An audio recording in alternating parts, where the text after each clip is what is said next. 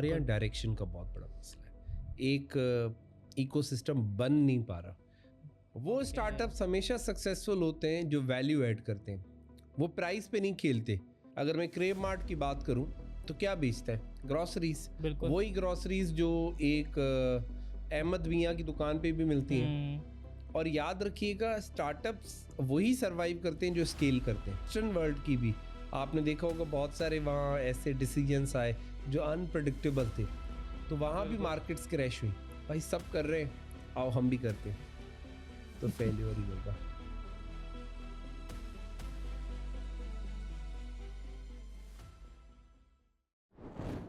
We have Mr. Kapil Kumar over here, who is the founder of this community called the Founders Space. Founders Space जो है वो एक ऐसी community है जो कि incubation and उसके साथ साथ mentorship, and they specifically host this platform where people who are willing to do something for Pakistan, who are willing to step out in the market and make their own names. तो उसमें the Founders Space plays a very vital role. Founders Space is run by Mr. Kapil Kumar along with many co-founders, and those co-founders have their own relevant, vibrant experience in their own related industries. So let's talk about startups. और startups के पीछे जो है वो असल राज क्या है, क्यों नहीं चल पाते या क्यों चल पाते हैं. It's as simple as that. And let's begin this conversation. Mr. Kapil, thank you so much for coming and honoring our studio with your presence. What is your perspective, being a person who has this experience in the industry related to incubation and mentorship? You are also working as a regional head underwriting for State Life. Risk management एक ऐसी चीज़ है जिस पे बहुत ज़्यादा you have had your experience, this elaborate experience. What's your take on startups? And बहुत सारे ऐसे एग्जांपल्स रहे हैं जो कि अच्छे नहीं भी चल पाए, बहुत सारे अच्छे चल भी पाए. What's your take on this? Thank you so much for having me at this Techistan. Welcome. It's amazing to speak about startups, जो कि मेरे दिल के बहुत करीब है, और सारा दिन हम स्टार्टअप्स की ही बात करते हैं। तो बहुत अच्छा लगेगा आज इस डिस्कशन में। हम कोशिश करेंगे कि कुछ रियल सिनेरियोज को टच करें, जो रियल रीजंस हैं स्टार्टअप्स के आने के और जाने के, सही. हमारे इकोसिस्टम में स्पेशली. सो मैं यहाँ से स्टार्ट करूँगा कि पहले तो ये अब तक इकोसिस्टम बन नहीं पाया. हम एक कोशिश कर रहे हैं इसको इकोसिस्टम बनाने की. आज भी हम ईगो सिस्टम पे चल रहे हैं. सबकी अपनी अपनी ईगोज हैं. There are different ego systems जो मिलके हमारी इकोसिस्टम को बनाने की कोशिश कर रहे हैं, ओके. बट वो अनफॉर्चुनेटली बन नहीं पा रहा. ये ईगो सिस्टम तब बनता है जब हम हमारे जो डिफरेंट स्टेक होल्डर्स हैं इंडस्ट्री में, वो सब एक पेज पे नहीं होते. वो सही. किसी अंडर एक सेंट्रल पॉलिसी के अंडर काम नहीं करते. तो सब लोग अपनी अपनी थॉट्स और डिफरेंस ऑफ ओपिनियन की बेसिस पे काम कर रहे होते हैं. पूरी दुनिया में डिफरेंस ऑफ ओपिनियन को अप्रिशिएट किया जाता है, बट अगर वो राइट डायरेक्शन में हो. हमारे यहाँ बिल्कुल. डायरेक्शन का बहुत बड़ा मसला है. एक इकोसिस्टम बन नहीं पा रहा, और जो लोग इस ईगो और इकोसिस्टम के बीच में लड़ते हुए सरवाइव कर लेते हैं, तो वो बिल्कुल. फिर आगे निकल जाते हैं. और जो लोग नहीं लड़ पाते, जो लोग सही. चैलेंज फेस करते हैं, तो वो कहीं ना कहीं रास्ता भूल जाते हैं, फिर वो इस इकोसिस्टम से निकल जाते हैं. एक बहुत बड़ा चैलेंज ये है कि स्टार्टअप्स चलते हैं प्रोडक्ट से, सही. और प्रोडक्ट अच्छा होने के लिए आपको करनी पड़ती है रिसर्च. और हमारी जो मार्केट है वो किसी इंटरनेशनल रिसर्च पे नहीं चलती. हमारी मार्केट के डायनामिक्स हैं, स्पेशली हम पाकिस्तान की जब बात करें तो वो बहुत यूनिक मार्केट है. बहुत सारे जो हमने कॉटलर की बुक में मार्केटिंग के लॉस पढ़े वो फेल हो जाते हैं. हमने अच्छा. जो इकोनॉमिक्स के लॉस पढ़े हैं एडम स्मिथ से लेकर जितने मॉडर्न इकोनॉमिस्ट हैं, राइट. वो सब फेल हो जाते हैं. हमारी यूनिक ही इकोनॉमी है, यूनिक अच्छा. नेचर का बिहेवियर है हमारा. हमारे यहाँ जो लोग हैं उनके मिजाज यूनिक हैं. तो सही.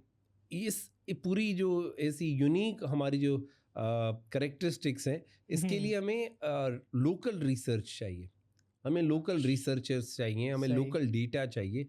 आपको पता है पाकिस्तान एक वाहिद कंट्री है जिसकी कोई रिसर्च ही नहीं है, कोई ऑथेंटिक डेटा ही नहीं है। आप सही। अगर बात करें स्टार्टअप्स की तो राइट। हमारे पास वेग डेटा है, अनबुक्ड डेटा है। आज भी जो छोटे स्टार्टअप्स की अगर हम बात करें तो 50 to 80% स्टार्टअप्स कैश इकोनॉमी में काम कर रहे हैं। दे डोंट सही। Have digital transactions, they don't have books, they are not using any software, they are not registered anywhere. हाँ, वो तो अगर मैं बिल्कुल। फेसबुक पे जितने, वो भी तो स्टार्टअप ही है ना, अगर वो कहीं रजिस्टर्ड हाँ, नहीं है, वो अगर एक प्रोडक्ट खरीद रहे हैं, उसमें कुछ वैल्यू ऐड करके बेच रहे हैं, सही। They are called startups, but बिल्कुल। उनका डेटा कहीं भी नहीं है। सो हम जब इस डेटा लेस इकोनॉमी में काम करते हैं तो हमारे पास नंबर्स नहीं होते, हमारे पास प्रिडिक्शंस नहीं होती, हमारे एनालिसिस फेल हो जाते हैं, हुँ। हमारे टूल्स फेल हो जाते हैं। लोग बड़े बड़े एनालिटिक के सॉफ्टवेयर लेके आते हैं, वो किस पे चलते हैं? डेटा पे। डेटा पे बिल्कुल। अगर आपके पास मेटा डेटा नहीं है तो आप किस चीज़ के एनालिटिक्स निकालेंगे? सो हुँ। जो मेन पॉइंट है स्टार्टअप्स के फेल होने का, लोग इस मार्केट को रिसर्च नहीं करते, स्टेप इन कर लेते हैं। हुँ। थोड़ा सा आगे बढ़ने के बाद उनको चैलेंजेस नज़र आते हैं और वो बाहर निकल जाते हैं। सही। अगर ये रिसर्च प्राइमरी स्टेज पे की जाए, हुँ। थोड़ी सी इन्वेस्टमेंट लगा के हम 6-8 महीने एक प्रॉपर रिसर्च कर लें, राइट। हम जो फेक डेटा है या जो बहुत सारी रिपोर्ट्स हैं, बिल्कुल, बिल्कुल। जितने भी स्टेक होल्डर्स हैं रिपोर्ट्स इशू कर रहे हैं, उन रिपोर्ट्स में भी बहुत बड़े इश्यूज हैं। हुँ। कभी कभी बहुत अच्छी चीज़ें दिखाई जाती हैं जो होती नहीं है, और सही। कभी कभी बहुत बुरी दिखाई जाती हैं लेकिन वो होती नहीं है। जितना बुरा होता नहीं है। हाँ। सो इन बिटवीन द लाइंस हमें जो डेटा है वो नहीं मिलता, उसके लिए हमें खुद रिसर्च करनी होगी, हमें खुद मार्केट में आना होगा, स्टार्टअप्स को फील्ड में काम करना होगा, फील्ड में जाके राइट। बहुत स्टेक होल्डर्स, अगर आज भी अगर हम ग्रॉसरी स्टार्टअप की बात करें तो सही है। ग्रॉसरी मार्केट को जो कंट्रोल करती है पूरे पाकिस्तान में वो जुड़िया बाज़ार करती है, और जुड़िया बाज़ार की 100% कैश इकोनॉमी है where there is no data point. तो इसी तरह अगर हम डिफरेंट मार्केट सेगमेंट्स की बात करें, वो डिफरेंट चैलेंजेस को फेस कर रही हैं। सो हमारे यहाँ बहुत सारे स्टार्टअप्स का फेल होने का मेजर रीज़न ये है कि वो रिसर्च करके नहीं आते। I think it's very ironic because बहुत सारे हमारे जो यूनिवर्सिटी प्रोग्राम्स हैं they specifically focus on this research and thesis इस पर्सपेक्टिव से कि everyone knows everyone is taught on how to do a well thorough research, but when they are stepping out in the market और फिर जब असल उसकी need generate होती है they don't advance towards this practice. Like just share an example, जैसे हमारे पास एक we have Gallup, so Gallup जो है वो एक अच्छा एलैबोरेट सर्वे वो देता है, and that is sort of a data जो कि हमें बहुत उससे हेल्प मिलती है, but there are no other organizations which are like solely working on researches. So इसी वजह से फिर आई गेस वो जब ईगो भी तो इसीलिए आ रही है, ईगो सिस्टम शायद आई थिंक इसी वजह से बन रहा है। देखिए, मैं किसी ऑर्गेनाइजेशन की तो बात नहीं करूँगा, बट जब हम रिसर्च करते हैं तो डेटा सेट और नंबर ऑफ रिस्पोंडेंट्स बहुत मैटर करते हैं। अगर ठीक है। आपने पूरे पाकिस्तान में एक अर्बन एरिया से 2700 लोगों की राय लेके ये नैरेटिव कायम कर दिया कि जी पाकिस्तान के रूरल एरियाज़ में लोग खुश होते हैं, तो वो रॉन्ग नैरेटिव होगा। आपने अर्बन एरिया से 2700 लोगों से रिसर्च की, उनसे सवाल पूछे, और आपने पिक्चर करने की कोशिश की एक रूरल एरिया की लाइफ की, सही। तो वो डेटा गलत होगा। सो बहुत सारी रिसर्च कंपनीज शॉर्टकट्स यूज़ करती है, फील्ड में नहीं जाती, बड़ी बड़ी कंपनीज भी, मैं किसी का नाम नहीं लूँगा। और जहाँ तक आपने यूनिवर्सिटी रिसर्च की बात की, most of it is crap. कोई नहीं पढ़ता, खुद भी नहीं पढ़ते प्रोफेसर्स जो रिसर्च करवाते हैं। I am a faculty as well, I am teaching in different universities since past 15 years. तो आई कैन से कि जो स्टूडेंट्स जो रिसर्च करते हैं उसकी क्वालिटी बहुत लो होती जा रही है, पैरामीटर्स बहुत लो होते जा रहे हैं। HEC बहुत बात करता है कि हम रिसर्च पे फोकस कर रहे हैं, हम ग्रांट्स दे रहे हैं, पर वो ग्रांट्स भी आज प्लेजरिज्म में ज़ाया हो जाती हैं। मैं बहुत सारे ऐसे फैकल्टी मेंबर्स को जानता हूँ जो कंटिन्यूसली रिसर्च कर रहे हैं, उन्होंने 100 आर्टिकल लिख दिए, बट उनके सेकंड साथ बैठे हुए कुलीग ने भी उन 100 में से किसी एक आर्टिकल को नहीं पढ़ा होता। तो ऐसी रिसर्च का कोई फ़ायदा नहीं है। क्या वो हमारे इकोसिस्टम में वैल्यू ऐड कर रहे हैं? क्वेश्चन ये है। अगर नहीं तो ऐसी रिसर्च में और कुछ भी नहीं हो रहा, टाइम ज़ाया हो रहा है।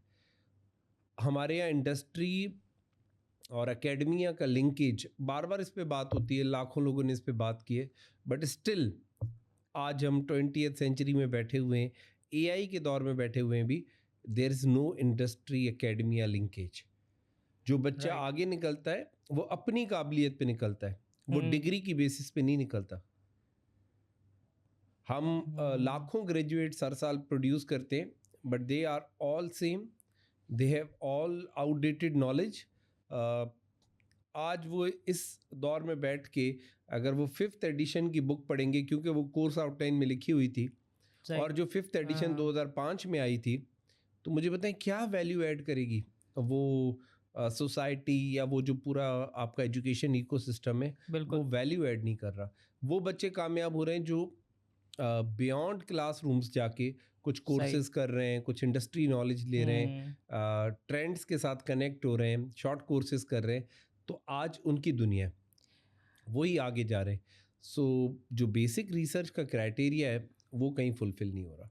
तो it's actually very very sad thing कि they have to, like students who want to excel in something, वो curriculum से outside जाके उसको pursue कर रहे हैं, and that's like कि एक extra effort उनको करनी पड़े, although वो by default curriculum होना चाहिए। being a teacher, please enlighten us ये कि एक्स्ट्रा ये एफर्ट क्या नहीं है। बात है। इसको मैं बहुत थोड़ा क्लैरिफाई करूं, it's not a extra effort any more, Okay. It's become a mandatory thing कि आपको ना अपनी रीस्किलिंग और अप स्किलिंग कंटिन्यूस बेसिस पे करनी है। Right. ये आपकी डिग्री का पार्ट नहीं है। आपको आप पूरे बीबीए में कितने एआई के कोर्सेज हैं? एक भी नहीं है। बट अगर आज आपको इंडस्ट्री में सर्वाइव करना है तो आपको जनरेटिव एआई आनी चाहिए। अगर आप एक स्टार्टअप की बात करते हैं, आपने ग्रेजुएट होकर स्टार्टअप ही करना है, तो आपके स्टार्टअप में एआई भी होगा। अगर आज आप लॉन्च कर रहे हैं, आपके पास टेक भी होगा, आपके पास वेबसाइट भी होगा, वेब डेवलपमेंट भी होगा, आपके पास मॉडर्न सप्लाई चेन भी होगा, क्रॉस टॉकिंग भी होगी, सब कुछ होगा। क्या ये सारी चीज़ें बीबीए में पढ़ाई जाती हैं? नहीं। क्या ये सारी चीज़ें बीएस कंप्यूटर साइंस में पढ़ाई जाती हैं? नहीं। तो आज आपको सीखनी होंगी। There is no option, okay, it's mandatory. आप जिसको कह रहे हैं ना साइड हसल, तो ये मैंडेटरी हसल है जो आपको अपनी डिग्री के साथ करना है, वैल्यू ऐड करने के लिए, आपको अपनी वैल्यू क्रिएट करने के लिए। याद रखिएगा, स्टार्टअप्स ना कुछ नया नहीं बेचते, कुछ अमेजिंग नहीं बेचते, वो सिर्फ एक चीज़ बेचते हैं, दैट इज़ वैल्यू। अगर तो एक स्टार्टअप फाउंडर ये फाइंड आउट कर लेता है कि मार्केट के लिए क्या वैल्यू है, वो एक सादा सा प्रोडक्ट भी हो सकता है। अगर मैं क्रेव मार्ट की बात करूं तो क्या बेचता है? ग्रॉसरीज। वही ग्रॉसरीज जो एक अहमद मियाँ की दुकान पे भी मिलती हैं। What they are selling is convenience. Yes, so they are adding value to lives. अगर आप बिजी हैं तो आप क्रेव मार्ट करके घर पे चीज़ें मंगवा लें। और इसी तरह अगर हम बहुत सारे स्टार्टअप्स की बात करें तो वो ट्रेडिशनल प्रोडक्ट्स ही बेच रहे हैं जो हम सेंचुरी से खरीदते आ रहे हैं, but what they are adding is value. तो आपने जब स्टार्टअप के बारे में सोच रहे हैं, किसी प्रॉब्लम को सॉल्व करने के बारे में सोच रहे हैं, तो आप ये सोचें कि आप कैसे लोगों की ज़िंदगी में वैल्यू ऐड कर रहे हैं। वो स्टार्टअप्स हमेशा सक्सेसफुल होते हैं जो वैल्यू ऐड करते हैं। वो प्राइस पे नहीं खेलते, वो सबसे सस्ते पे नहीं खेलते। जब आप वैल्यू ऐड करते हैं तो आप अपनी प्राइस पे खेल सकते हैं। हमारे यहाँ मैंने कॉमन फिनोमेना देखा है कि जो भी स्टार्टअप आता है वो कहते हैं सस्ता बेचना है। सस्ता बेचना इज नॉट अ सोल्यूशन। आप सरवाइव कैसे करोगे? आप हाइपर कंपटीशन में चल रहे हो। आप याद रखिएगा, जब हाइपर कंपटीशन होता है तो सबसे ज्यादा फायदा कंज्यूमर का होता है। अगर दो ई कॉमर्स स्टार्टअप आपस में लड़ाई कर रहे हैं, दोनों प्रमोशंस दे रहे हैं, तो फायदा किसको होगा? कंज्यूमर को। कंज्यूमर को हो रहा है, बिल्कुल। कंज्यूमर इतना फायदा ले लेता है कि आपका सर्वाइवल मुश्किल हो जाता है। सो आप जब वैल्यू ऐड करते हैं, किसी को वैल्यू बेचते हैं, तो आपका सर्वाइवल इजी हो जाता है। आपके पास इतने फाइनेंसेस होने चाहिए कि आप कैश आउट ना हो जाए, आप अपने एम्प्लॉयज़ को अच्छा पे कर पाएँ, आप नई टेक्नोलॉजी को अडॉप्ट कर पाएँ। राइट। और याद रखिएगा, स्टार्टअप्स वही सर्वाइव करते हैं जो स्केल करते हैं। अगर आप अच्छा। स्केल नहीं कर रहे, आप में स्केलेबिलिटी नहीं है, आप स्टैग्नेंट हैं, एक जगह पे रुक जाते हैं क्योंकि आपके पास कैश नहीं है, आप सारा डिस्काउंट कस्टमर्स को दे देते हैं, तो आप कैसे आगे जाएंगे? आपके सर्वाइवल के लिए ये बहुत ज़रूरी है कि आपके अंदर स्केलेबिलिटी होनी चाहिए। तो वो आप बिल्कुल। ग्रो करें, न्यू मार्केट्स को हम्म। एक्सप्लोर करें, न्यू वेरिएंट्स को एक्सप्लोर करें, न्यू प्रोडक्ट लाइन को एक्सप्लोर करें, और इन सारी चीज़ों को करने के लिए आपको एक्सटेंसिव रिसर्च करनी पड़ती है। अनफॉर्चुनेटली मैंने बहुत बड़ी बड़े कंपनीज़ में देखा है कि वो, स्पेशली हमारी इकोनॉमी में पाकिस्तान में, R&D डिपार्टमेंट को एक्सपेंस कहा जाता है। अच्छा। पता नहीं क्यों, मतलब अच्छी R&D ही नहीं करते। जब तक आपके पास R&D नहीं होती, रिसर्च एंड डेवलपमेंट नहीं होती, हम्म। तो आप कैसे आगे बढ़ेंगे? याद बिल्कुल रखिएगा, बिल्कुल। दुनिया में जितनी फॉर्च्यून कंपनीज हैं उनके पास बहुत अच्छे R&D डिपार्टमेंट्स होते हैं, और वो R&D डिपार्टमेंट सिर्फ इसलिए नहीं होते कि कॉर्पोरेट गवर्नेंस की रिक्वायरमेंट है, वो इसलिए होते हैं क्योंकि वो वैल्यू ऐड करते हैं। वो आपको न्यू प्रोडक्ट्स के बारे में बताते हैं, मार्केट ट्रेंड्स के बारे में बताते हैं। अगर सबने एक सैटेलाइट लॉन्च कर दिया और उसके 20 साल बाद आप सैटेलाइट अब बनाना शुरू करेंगे, तो आप बहुत पीछे। बिल्कुल। अगर सबने लॉन्च कर लिया, आप 1 महीने बाद लॉन्च कर रहे हैं, तो आप ट्रेंड के साथ हैं। फिर भी हाँ। तो बिल्कुल। ये रिसर्च नहीं है कि सबने कर लिया, अब मैंने रिसर्च टीम हायर की, भाई सब कर रहे हैं, आओ हम भी करते हैं, तो फेल्योर ही होगा। या आप इतनी देर कर देंगे कि सही है। शायद चीज़ें ना आपके कंट्रोल से निकल जाएंगी, या वो कॉस्ट एडवांटेजियस नहीं होंगी।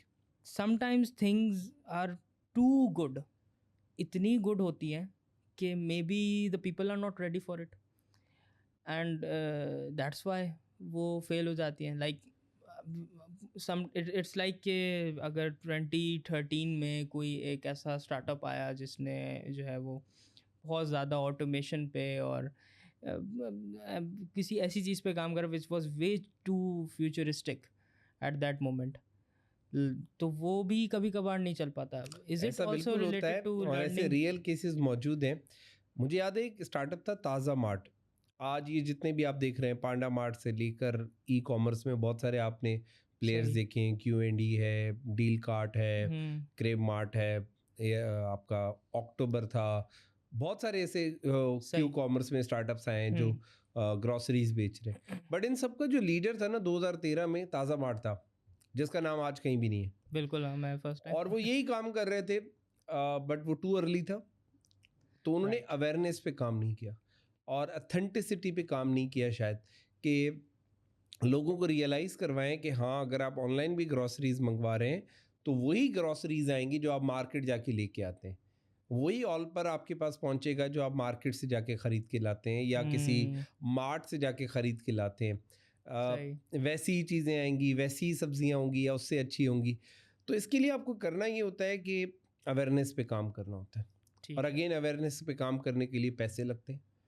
सो हम्म। आपको अपने फाइनेंसेस अकॉर्डिंगली प्लान करने होते हैं। आप बहुत अगर अर्ली आ रहे हैं, तो हाँ। आपके पास एक अनफेयर एडवांटेज तो ये होता है कि आप अर्ली अडॉप्टर हैं, जल्दी मार्केट में चीज़ ला रहे हैं। हम्म। बट आपको उसके साथ साथ एक हसल करना पड़ता है, जो मार्केट अवेयरनेस पे काम करना पड़ता है।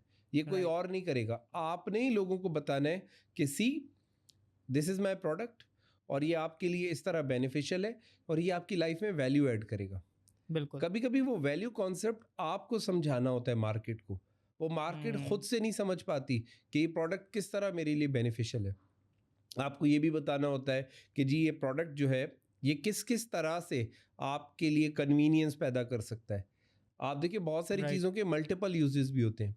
एक अगर हम्म। कंप्यूटर सिस्टम है, बिल्कुल। तो उससे आप एजुकेशन भी ले सकते हैं, उससे आप एडिटिंग भी कर सकते हैं, बिल्कुल। उससे आप एक्सेल की फाइल भी बना सकते हैं, वर्ड की फाइल भी बना सकते हैं, और एक रॉकेट भी बना सकते हैं।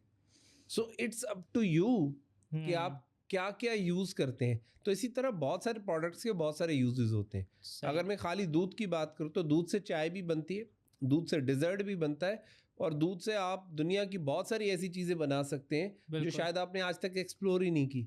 सो ये स्टार्टअप की रिस्पॉन्सिबिलिटी बन जाती है कि उसके यूज़ केसेस बताएं।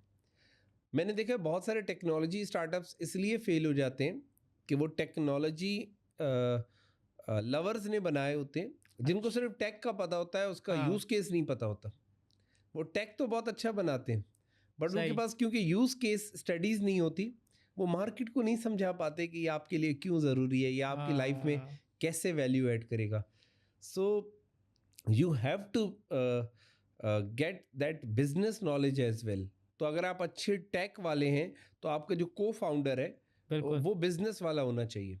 मैंने कुछ दिन पहले एक आपको बहुत अच्छी चीज़ बताता हूँ, इससे याद आई. हुँ, यूनिवर्सिटी की मैनेजमेंट के साथ बैठा था, तो डिस्कशन चल रही थी कि जी ये जो हमारे स्टार्टअप से क्यों फेल हो जाते हैं. जो सही आपका है। सवाल था ये वही सवाल आया कि जी यूनिवर्सिटी से जो बच्चे निकलते हैं उनके हुँ, स्टार्टअप्स बहुत कम आगे क्यों जाते हैं, वरना ज़्यादा होने चाहिए. लाइक अगर 1,000 बच्चा ग्रेजुएट हो रहा है, 4 हमारे पास सक्सेस स्टोरीज होती हैं स्टार्टअप्स की, तो वो 900 बच्चे क्यों फेल हो जाते हैं.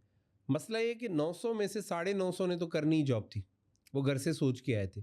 उनको सोसाइटी ने बता दिया था कि बेटा स्टार्टअप नहीं करना, अच्छा। फेल हो जाओगे. ना घर वालों को उस पर भरोसा होता है, ना उसको खुद पे भरोसा होता है कि वो स्टार्टअप ओह कर सकता है. वाह! तो बाकी बच गए 50. उस 50 में से हमने 40 को बोला कि बेटा देखो तुमने बीबीए तो कर लिया बट टेक तो तुम्हें आता नहीं है, और आज अगर स्टार्टअप करना है तो टेक होना चाहिए. तो वो वैसे ही छोड़ देता है क्योंकि उसके पास पैसे नहीं होते, टेक कैसे हाँ, बनाएगा. अब बच गए 10. उस 10 में से जिन्होंने थोड़ी सी मेहनत करके वो 4 सक्सेस स्टोरीज आती हैं. बट इनको अगर हमें सक्सेस स्टोरीज में कन्वर्ट करना है, जो हमारे पास आखिरी 100 का बैच था, हुँ, तो हमें ये करना चाहिए आज इस टेक एरा में, जो मैंने यूनिवर्सिटी को भी एडवाइस दी और आज शायद इस पॉडकास्ट को जब बाकी लोग सुनेंगे तो उनको भी एडवाइस दे रहा हूँ. कोई अगर स्पेशली यूनिवर्सिटी के हेड्स सुन रहे हैं, हाँ, तो आपके जो बीएससीएस के स्टूडेंट्स होते हैं और आपके जो बीबीए के स्टूडेंट्स होते हैं, सही। इन दोनों को मिला के एंटरप्रेन्योरशिप पढ़ाएं एक ही ओके। कोर्स में. बीएस वाले को टेक बनाना आता है और वो बहुत मोटिवेटेड होता है कि यार मुझे कुछ नया बनाना है क्योंकि मैं पढ़ रहा हूँ. हुँ, और बिजनेस वाले को बिजनेस करना है. सो वो अगर उसको स्टार्टअप आइडिया देगा बीएस वाले को, तो वो बीएस वाला वही टेक बना देगा. और टेक अगर आप इंडस्ट्री से बनवाने जाते हैं तो बहुत महंगा बनता है. एक छोटी सी ऐप हुँ, भी बनाने जाएंगे, मल्टी फंक्शनल ऐप होगी कुछ फीचर्स के साथ, तो वो 10-15 लाख, 20 लाख, 40 लाख रुपए, 50 लाख रुपए तक जाती है इनिशियल कॉस्ट, जो कि सही। एक स्टूडेंट के पास नहीं होती. बट अगर वो उस बीएस वाले बच्चे के साथ मिलके एक प्रोटोटाइप हद तक बना लेता है, हुँ, और अगर आपका केस प्रेजेंटेबल बन जाता है इन्वेस्टर्स के सामने, और आप इन्वेस्टर्स को ये कॉन्फिडेंस दे देते हैं कि देखें जी ये मेरा स्टार्टअप था, प्रॉब्लम था, इस प्रॉब्लम का मैंने ये टेक सोल्यूशन निकाला है मेरे सही। को फाउंडर के साथ मिलके, और हम हमें इन्वेस्टमेंट दें तो हम टीम हायर करें और इसको हाँ, आगे लेके जाते हैं. बट अगर आप सिर्फ ऐसे ही कहानियां सुना रहे हैं और आपके पास कुछ इनिशियल इन्वेस्टमेंट नहीं है, क्योंकि हाँ, याद रखिएगा क्योंकि पाकिस्तान एक अर्ली मार्केट है, इमेच्योर मार्केट है स्टार्टअप्स के लिए. अच्छा। तो यहाँ पर जो वीसीज हैं या जो एंजल इन्वेस्टर्स हैं हुँ, या जो क्राउड फंडिंग जितनी भी हो रही है, वो सब इंटरेस्टेड हैं उन स्टार्टअप्स में इन्वेस्टमेंट करने के लिए जो जिनका ऑलरेडी वो पोस्ट रेवेन्यू स्टार्टअप्स हैं, जो पहले से पैसा कमा रहे हैं, या सही। वो लेटर स्टेजेस पे हैं, लाइक पोस्ट सीड स्टेज पे हैं या सीड स्टेज पे हैं. कोई भी अर्ली स्टेज स्टार्टअप्स में इन्वेस्टमेंट करने के लिए तैयार नहीं है. हाई रिस्क इन्वेस्टमेंट्स होती हैं, बिल्कुल। कॉन्फिडेंस नहीं है, और हमारे पास जो इन्वेस्टर है अनफॉर्चुनेटली उसकी एजुकेशन पे भी काम नहीं हो रहा, तो वो बहुत बड़ा अच्छा। इक्विटी मांग लेते हैं आपसे. तो वो कुछ भी नहीं हो पाता. वो कहाँ जो बड़े बड़े आइडियाज़ हुँ, रात को एक चाय के होटल पे बनते हैं वो वहीं ख़त्म हो जाते हैं, बिल्कुल, क्योंकि बिल्कुल। इन्वेस्टर कॉन्फिडेंस ही नहीं आता. तो उसके ये लिए बात ये तो है। बहुत ज़रूरी है कि आप इन दोनों को साथ में काम करवाएं, कोई प्रोटोटाइप स्टेज तक पहुँचे, और हुँ, उसके बाद जब जाके वो इन्वेस्टर को पिच करेंगे तो इन्वेस्टर कॉन्फिडेंस भी बूस्ट होगा, दोनों में काबिलियत भी होगी, एक को बिजनेस आता है, एक को टेक बनाना आता है, ये बिल्कुल। मिलके कुछ ना कुछ कर लेंगे, हाँ, दिस इज़ एक व्हाई बिजनेस केस हाँ, बन जाएगा. सो इन्वेस्टर्स ये भी मुझे इसीलिए लगता है कि एक वीक एरिया है जो पाकिस्तान में यूनिवर्सिटीज़ को अगर स्टार्टअप्स पे फोकस करना है, एक स्टार्टअप इकोसिस्टम बनाना है, उसमें कंट्रीब्यूट करना है, हाँ, तो इन दोनों को साथ में एंटरप्रेन्योरशिप पढ़ाए. बिल्कुल, बिल्कुल। नहीं ये अब इन्वेस्टर्स का भी ऑब्वियसली कॉन्फिडेंस फिर उसी वजह से आएगा जब ऐसे ही वो है. देखेंगे कि सामने फ़ोरफ्रंट पे this actually reminds me a lot about the अभी recently I watched movie BlackBerry. Hmm. उसमें भी यही था कि उनका एक बड़े टेकी सारे लोग थे, but they needed someone who hmm. Was a salesman, who was the sales guy. And then BlackBerry became what it was, and then obviously वो भी उसने भी अपना जो है वो डिमाइस देखा. So relating to that, Pakistan has had a history जिसमें बहुत सारे ऐसे स्टार्टअप्स हैं जो कि बहुत अच्छे थे, एंड देन सडनली एक नोज डाइव हुआ, and then they disappeared, or are on the verge of disappearing. उस पे what's your take as an incubator? आप कुछ इंटरेस्टिंग ऐसा आपने देखा हो जो कि आपको बड़ा इंट्रीग सी करा? There are multi factors. मैंने बहुत सारे इन्वेस्टर्स के साथ काम किया है, बैठा हूँ, बात की है, बैठता हूँ, बात होती है. कुछ ऑफ कैमरा डिस्कशंस होती हैं, कुछ ऑन कैमरा डिस्कशंस होती हैं. बट उन सारी डिस्कशंस का कंक्लूजन ये है कि हमारे पास एक तो जो पॉलिटिकल इनस्टेबिलिटी है वो एक सबसे बड़ा रीज़न है, क्योंकि सही. इन्वेस्टर कॉन्फिडेंस नहीं आ रहा. याद रखिएगा, जब इन्वेस्टर किसी स्टार्टअप में इन्वेस्टमेंट करता है तो उसको एक ही चीज़ चाहिए होती है, दैट इज़ प्रॉफिट. हम बड़ी बड़ी बातें करते हैं जी, इम्पैक्ट कर रहे हैं, हम इसके लिए कर रहे हैं, ये इम्पैक्ट इन्वेस्टमेंट है, सारी बातें अपनी साइड पे. इन्वेस्टर को जो एक चीज़ चाहिए वो चाहिए प्रॉफिट और कॉन्फिडेंस कि मेरी इन्वेस्टमेंट सिक्योर है. सो क्योंकि हमारी जो मार्केट है वो अनस्टेबल है, कंटिन्यूसली हमारे पास कुछ ना कुछ होता आ रहा है, एक कंटिन्यूस पॉलिसी नहीं है कि हम एक अगर गवर्नमेंट जाती है दूसरी गवर्नमेंट उस पॉलिसी को कंटिन्यू करे. तो जब भी ऐसी अनसर्टेनिटी होती है, तो अगर हम रिसेंट बात करें वेस्टर्न वर्ल्ड की भी, आपने देखा होगा बहुत सारे वहाँ ऐसे डिसीजंस आए जो अनप्रडिक्टेबल थे, तो वहाँ भी मार्केट्स क्रैश हुई. हाँ. तो मार्केट्स कभी भी सपोर्ट नहीं करती ऐसी अनप्रडिक्टेबल इकोनॉमी को, और हमारे पास तो रोज़ाना सरप्राइजेज आते हैं अलग बिल्कुल अलग किस्म बिल्कुल. के. और हमारे यहाँ जो इंटर डिपार्टमेंट कोऑर्डिनेशन है, मैं अगर गवर्नमेंट स्टेक होल्डर्स की बात करूँ तो वो भी बहुत बुरी है. एक कोऑर्डिनेशन ही नहीं है. SCCP एक लॉ लेके आता है, FBR दूसरा उसके अगेंस्ट SRO लेके आता है, कस्टम्स फिर अलग SRO लेके आता है, फिर हमारे बाकी जो स्टेक होल्डर्स हैं वो अलग ही थीम पे चल रहे होते हैं. सही. ये सब अलाइन नहीं है. हमारे यहाँ जो बहुत बड़ा एक रीज़न है स्टार्टअप्स के फेल होने का या जो बैकआउट होने का, इन सब की मिस अलाइनमेंट भी है. जितने भी स्टेक होल्डर्स हैं, अगर ये सब एक पेज पे आ जाएं, सही. एक साथ बैठें, एक जैसी पॉलिसीज़ हो बिजनेस को ईज़ करने की. आप जहाँ भी जाएंगे ना, लिखा होगा ईज़ ऑफ बिजनेस, ये थ्योरी आप सुनते आ रहे हैं. बिल्कुल. बट एक्चुअली जब आप मार्केट में जाएंगे, स्टार्टअप को रजिस्टर करने से लेकर उसकी फाइलिंग तक पूरे साल में आपको इतनी आपको मिस अलाइनमेंट मिलेगी कि आप फिर फेडअप हो जाते हैं, आप फिर उस मार्केट से बैक ऑफ हो जाते हैं. सो ये भी एक रीज़न है कि हमारे सारे स्टेक होल्डर्स एक पेज पे नहीं है. ये एक पेज पे आ जाएंगे तो इन्वेस्टर कॉन्फिडेंस बढ़ेगा, हमारे पास फिर बायर का इन्वेस्टर आएगा.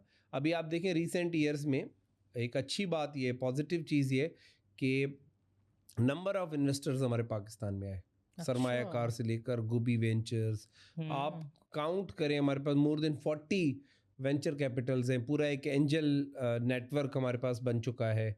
बट कितनी इन्वेस्टमेंट्स उन्होंने की हैं, कितनी सक्सेसफुल इन्वेस्टमेंट्स हैं. अगर आप उनके पोर्टफोलियो स्टार्टअप्स को देखें तो जिस भी आप वेंचर कैपिटल की वेबसाइट पे चले जाएं, उनके पोर्टफोलियो के 50% स्टार्टअप्स आपको बंद मिलेंगे. वो थे, वो है नहीं. उसके रीज़न सिर्फ और सिर्फ अनप्रडिक्टेबल इकोनॉमी है. इसी वजह से हमारे पास न्यू इन्वेस्टमेंट्स नहीं आ रही. एक वक्त था जब हम एक साल की $450 मिलियन से ज़्यादा, $450 मिलियन डॉलर से ज़्यादा इन्वेस्टमेंट्स पे गए थे. वो बहुत बड़ा बूम था.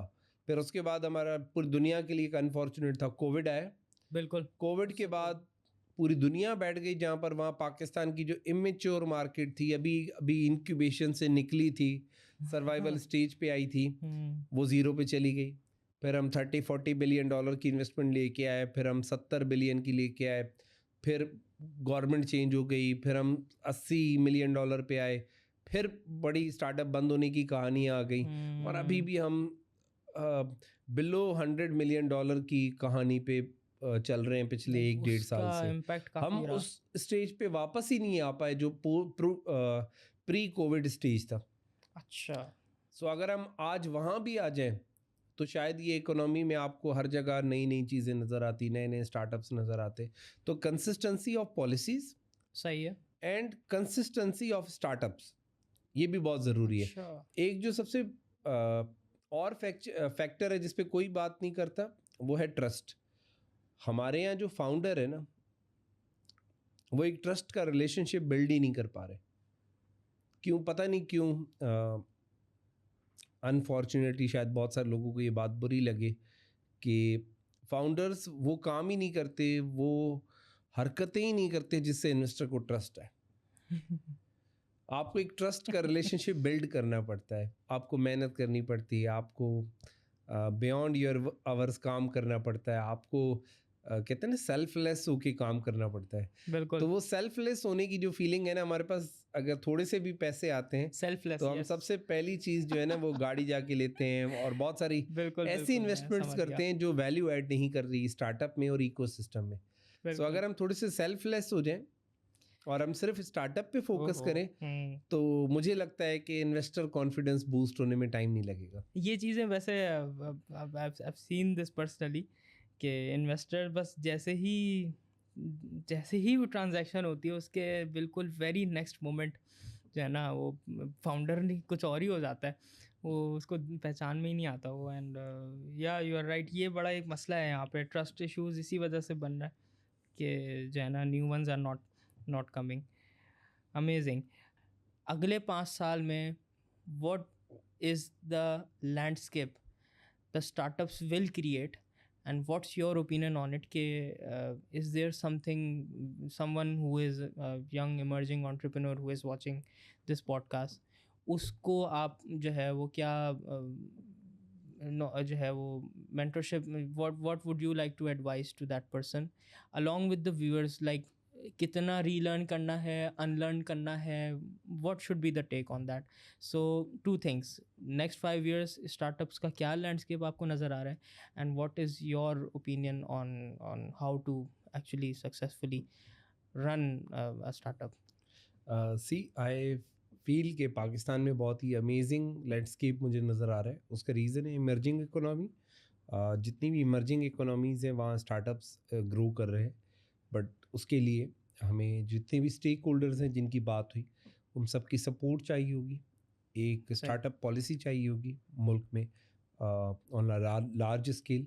सो जितने स्टेक होल्डर्स हैं मिल बैठ के अगर तो हम राइट डायरेक्शन में चले जाते हैं, सही। सो मुझे लगता है कि yes there is bright future in next 5 years. क्योंकि आज कोई भी स्टार्टअप विदाउट टेक और इंटीग्रेशन या सपोर्ट या कनेक्शंस के बगैर नहीं चल सकता। सो ज़्यादा से ज़्यादा अपना सोशल कैपिटल अगर हम बिल्ड करें और हम सोशली कनेक्ट हो जाएं एक दूसरे से अपनी ईगोज़ को भूल के, तो मुझे बहुत ब्राइट फ्यूचर नज़र आता है पाकिस्तान में, क्योंकि it's a land of opportunities. और जहाँ तक आपका दूसरा सवाल था कि क्या करना चाहिए, बिल्कुल। सो आपको राइट प्रोडक्ट फिट ढूंढना है। सिर्फ प्रोडक्ट नहीं ढूंढना। प्रोडक्ट फिट का मतलब होता है कि वो हर तरह से हर स्केल पे पूरा उतरे, जो कि वैल्यू क्रिएट कर सकता है किसी की लाइफ में। आपने सिर्फ प्रोडक्ट नहीं बनाना या आपने कोई सर्विस लॉन्च नहीं करनी, आपने पूरा एक वैल्यू पैकेज लॉन्च करना है जो कि हर तरह से कस्टमर की नीड्स को, वांट्स को और उसके कन्वीनियंस को सपोर्ट करे। आज जितने भी स्टार्टअप्स ग्रो कर रहे हैं वही कर रहे हैं जो कन्वीनियंस पे फोकस्ड है और राइट प्राइस्ड है, ना बहुत ज़्यादा ना बहुत कम। बट अगर आप सही प्राइस हैं और आप वैल्यू प्रोवाइड कर रहे हैं और अगर आप नज़र आते हैं मार्केट में, आपकी विजिबिलिटी ठीक है, आप सही टारगेट मार्केट को फोकस कर रहे हैं, तो शायद आपके लिए बहुत ज़्यादा ग्रोथ अपॉर्चुनिटीज़ हैं पाकिस्तान में। पाकिस्तान में आपके पास इंटरनेट पेनिट्रेशन बहुत अच्छी है। 56% हमारी जो पॉपुलेशन है उसके पास इंटरनेट का एक्सेस मौजूद है। और अगर मैं यूथ की बात करूं तो हमारी पॉपुलेशन का 60% यूथ है। हाँ, और बिल्कुल। उसमें से 40% वो यूथ है जो कुछ नहीं कर रहा, जो कोई काम नहीं करता, ना वो आज तक यूनिवर्सिटी गया है, ना स्कूल गया है, ना कॉलेज गया है, ना वो कोई जॉब कर रहा है। वो एक पूरी एक अलग कैटेगरी है। सो इनको आप इंगेज करें किसी तरह, इनको आप एम्प्लॉयमेंट अपॉर्चुनिटीज़ दें, इनके थ्रू आप मार्केट पेनिट्रेट करें, तो एक बहुत बड़ी आपके पास स्पेस है, एक गैप मौजूद है जहाँ पर आप काम कर सकते हैं। यूथ सेंट्रिक अप्रोच अगर आप रखते हैं तो मुझे लगता है कि आपकी कामयाबी जो है वो फैसला है, वो सवाल नहीं है। Amazing youth centric approach, amazing, बिल्कुल। Thank you so much, Mr. Kapil. Thank you so welcome. much for coming onto this studio, and it was an absolute blast to have you over here. बहुत अच्छा रहा, बहुत बहुत बहुत सारी बातें हैं जो हमने नहीं की, और जो है वो इस पे we would like to इंशाल्लाह दोबारा मौका बिल्कुल मिला तो फिर इसी नहीं नहीं डिस्कशन को हम आगे to लेके be चलेंगे। continued there, like as we were discussing off camera, कि बहुत सारी ऐसी चीज़ें हैं जिस पे like आर्ट का पाकिस्तान में क्या स्कोप है, art as a startup, there are a lot of things we have a lot to talk about, and hopefully this is just the beginning. So let's stay in touch, and we would love to have you back. इंशाल्लाह we Inshallah. Will grow together. हम सब मिलके अगर आप काम करेंगे, आगे बढ़ेंगे तो हम सब आगे जाएंगे। Bilkul. Thank you so much. Thank you so much, viewers, for engaging with us and listening to and watching this podcast. इंशाल्लाह नेक्स्ट टाइम, नेक्स्ट एपिसोड में एक और गेस्ट के साथ हम आपके सामने हाजिर होंगे। तब तक के लिए अपना ख्याल रखें। अल्लाह हाफिज़।